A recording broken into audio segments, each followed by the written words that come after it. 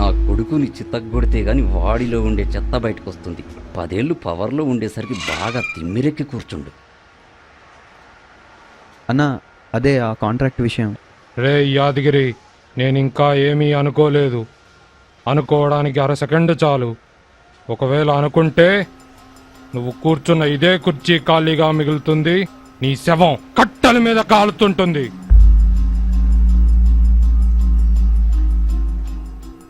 మనుషుల్లాగా కత్తికి నీతి న్యాయాలుండవు బసవయ్య. ఎవడు దింపినా దిగుద్ది. చెప్పేవాడే కాదు, వినేవాడు అనుకోగలడు.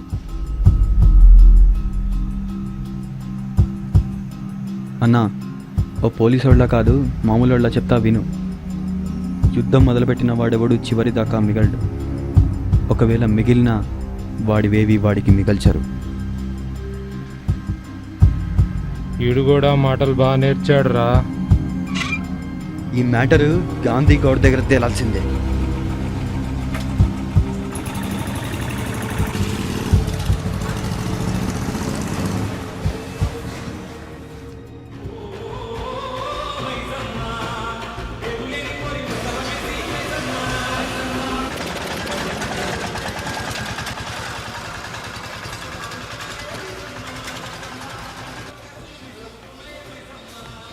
నమస్తే అన్న.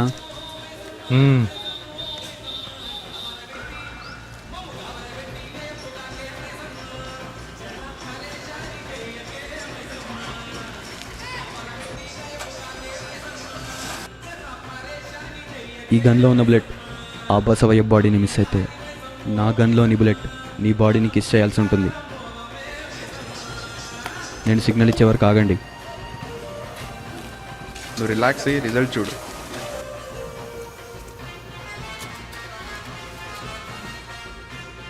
ఈ పోలీస్ వాళ్ళకి మనకు పెద్ద తేడా లేదు దత్తు. ఎందుకు అలాగా? వాళ్ళు ప్రమోషన్ కోసం చేస్తారు, మనం కమిషన్ కోసం పేలుస్తాం. రెండింటికి పెద్ద తేడా ఏంటో? వాళ్ళది స్టేట్మెంట్, మనది సెటిల్మెంట్.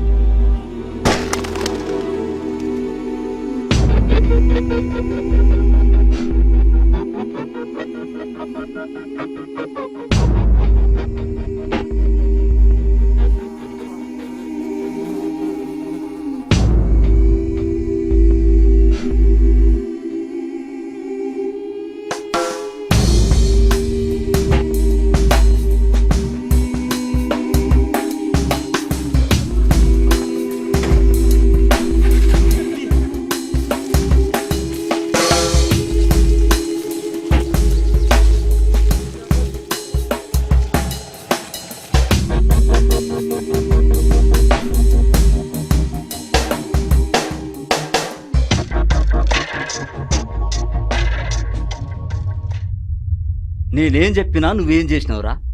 ఆ బసవయ్య నా దందాకే ఎసరు పెడుతుండు, వాడి బతుకు బర్కత్ చేయాలరా అన్న. నువ్వేం చెప్పినావు? మా పోరగాళ్ళు చిటికెలో పాడ మీద మండ పెడతారన్నావు. కొడుక్కే పోరులేకేడుస్తుంటే తండ్రి వచ్చి ముమైత్ ఖాన్ కావాలన్నాడట. అట్లుంది మన పని. సువ్వరు నా కొడక, పెద్ద పొడుస్తా ఎలగబెడతాను వచ్చినావు.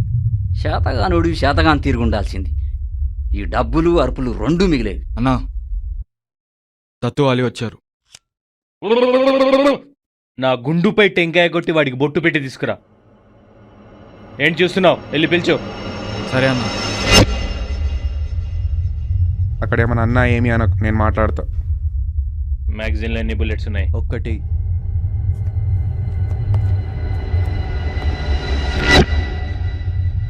ఏం జరిగింది? మిస్ అయింది. వాడి మొహంలో ఆ పొగర్జుడు జాతి తక్కువ నా కొడుకు.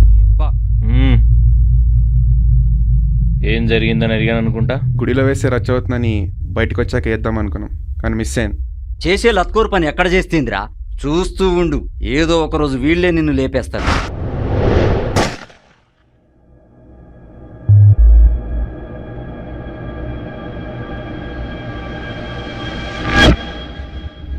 మనం ఎంత వైలెంట్గా ఉంటే మర్డర్ అంత సైలెంట్గా అయిపోతుంది. మనిషిని బ్రతికించేది కేవలం వాడి లక్. దొరికాక ఏసెయ్యాలి. అది గుడా బడా అన్నది ముఖ్యం కాదు.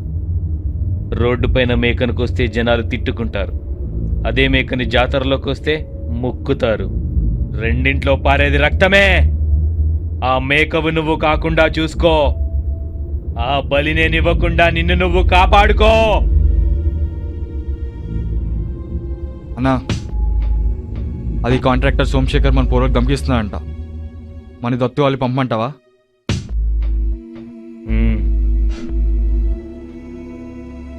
రే దత్తు,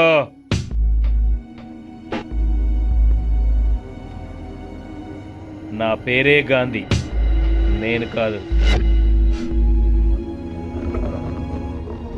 ఏమంటావు దత్తు? అసలు ఇదంతా జరిగే పనేనా? ఇదంతా అయ్యే పని కాదు. లేరాలి చెత్త నా కొడుక. ఇక్కడ కూడా మన లోక అయిపోయింది కదా. కూర్చోరా కూర్చో. వాడి మీద కోపం వీడి మీద చూపిస్తావారా? ఏయ్, ఇప్పక రాకని చెప్పానా? వెళ్ళు. గాంధీగాడు మరి కుక్కల్ని చూస్తున్నాడు రా మనని. ఇప్పుడు అర్థమైందారా వాడి దగ్గర నేను ఎందుకు మానేస్తాను? ఏయ్, ఈకు మాకు పోలికేంట్రా? నువ్వు కేవలం మర్డర్ ప్లాన్ వేసేవాడివి. మర్డర్ చేసేవాళ్ళం మేము. చిన్నప్పటి నుంచి ఈ ఫీల్డ్ లో ఉన్నా. నాకు చెప్తావారా నువ్వు మర్డర్ గురించి? ఇక్కడ మర్డర్ గురించి కాదు, మనీ గురించి. ఇక మీదటి ఎవరి దగ్గర కుక్కలా పని చేయాల్సిన అవసరం లేదు. డబ్బు కోసం నేను ఏం చేయడానికన్నా రెడీ. తాగే మందు కన్నా తాగించే డబ్బు చాలా చెడ్డది. మందు ఒకే రోజు మనిషిని మత్తులో ఉంచుతుంది, కానీ డబ్బు జీవితాంతం మృగాన్ని చేస్తుంది. ఈ రాతలు భగవద్గీతలు వినడానికి నేను కురుక్షేత్రలో పోరాడే అర్జునుడిని కాదు.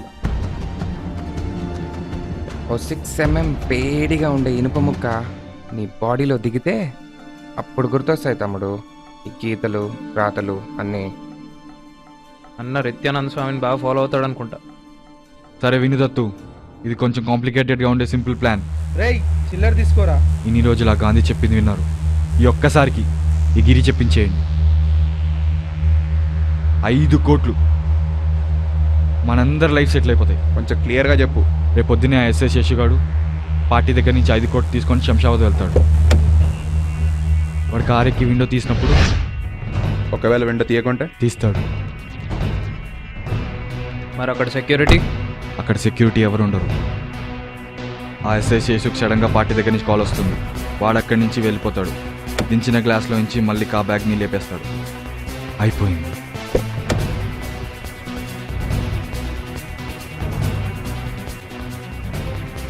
ఐదు కోట్లు మనవే.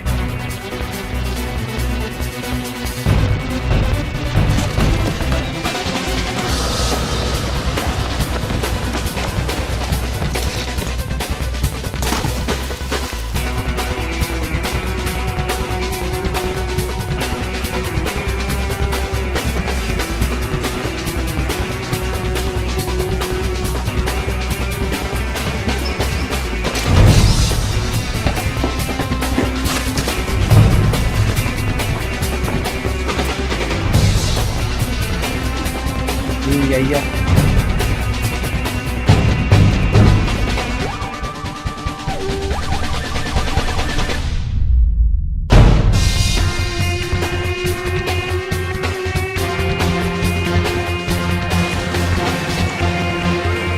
అలీ ఇక్కడ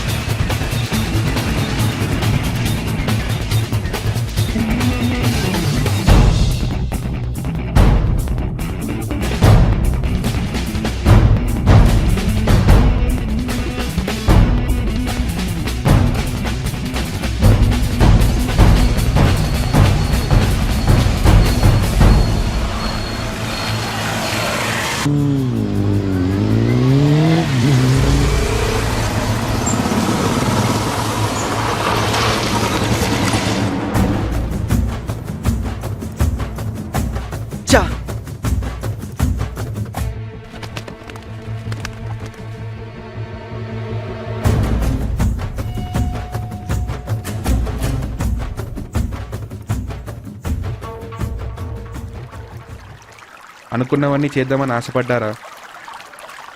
కానీ అనుకోనివన్నీ అయిపోయాయి, అనుకున్నవన్నీ జరిగిపోయాయి. రే ఏంట్రా వేదంతా మాట్లాడతావు? వస్తావా రావా?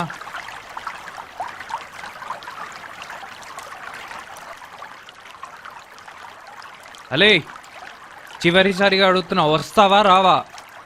ఆ పోలీసుడు మనం చూస్తాడు రా, గాంధీ మనం వదలడు, చంపేస్తాడు. సరే చావు.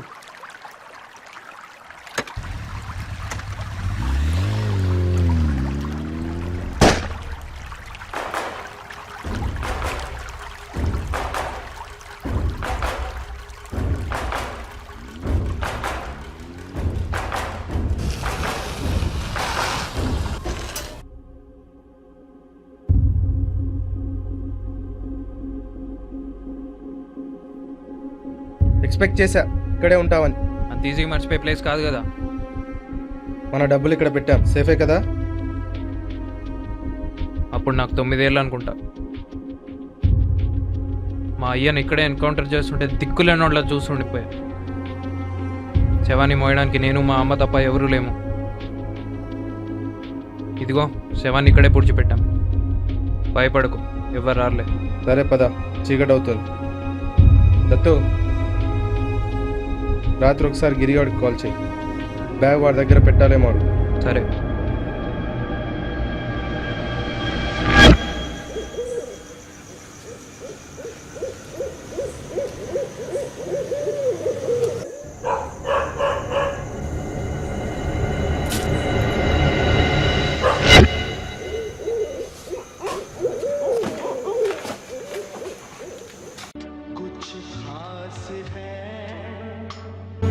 हम सभी में कुछ बात है